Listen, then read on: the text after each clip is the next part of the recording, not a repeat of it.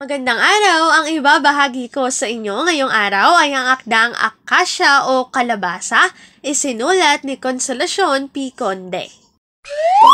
Magbasa, makinig, matuto at magsaya.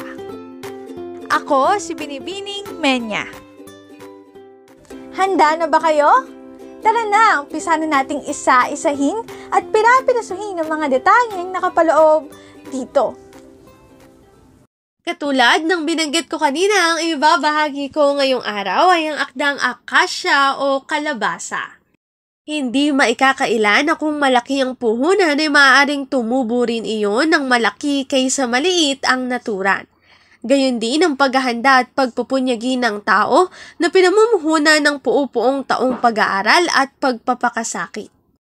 Karaniwan ng sa may mataas na pinag-aralan ay maamo ang kapalaran at ito'y maitutulad din nga sa paghahalaman. Pasukan na naman, nagbukas na ang mga pamantasan at matataas na paaralan sa Maynila. Samantala, sa nayo ng Kamyas, hindi kalayuan sa lungsod. Maagang nagbangon ng umagang yaon si Aling Irene at inihanda kapag kara-kara ang mga pangangailangan ng kabutong anak na si Iloy. Si Mang Simon naman ay hindi muna nagtungo sa Linang upang samahan sa pagluwas ang anak na pag-aaralin sa Maynila. Awa naman ng Diyos ay maluwalhating nakarating sa lungsod ang mag-ama. Isang balitang paaralang sarili ang kanilang tinungo agad. Dinatna nila ang tagatala na abalang-abala sa pagtanggap ng di kakaunting mga batang nagsisipag-presenta. Nagpalinga-linga si Mang Simon nang makita ang babalang nakasabit sa may pintuan ng tanggapan ng punong guro ay kinawit sa bisig si Iloy.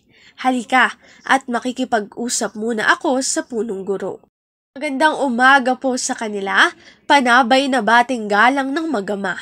Magandang umaga po naman, tugon ng punong guro na agad namang nagtindig sa pagkakaupo at nagalok ng upuan. Ano po ang may paglilingkod ko sa kanila? Ibig ko po sanang ipasok ang aking anak dito sa inyong paaralan. Opo, sa ano po namang baitang? Usisa ng punong guro. Katatapos pa po lamang niya ng elementarya sa aming nayo noong nakaraang Marso, paliwanag ni Mang Simon. Kung gayon po sa unang taon ng high school, ano po? Ibig ko po sanang malaman kung maaaring ang kunin na lamang niya ay isang maikli-ikling kurso ukol sa isang tanging karunungan upang siya'y makatapos agad. Maaari po ba? Aba opo, maaga pa na tugon ng punong guro.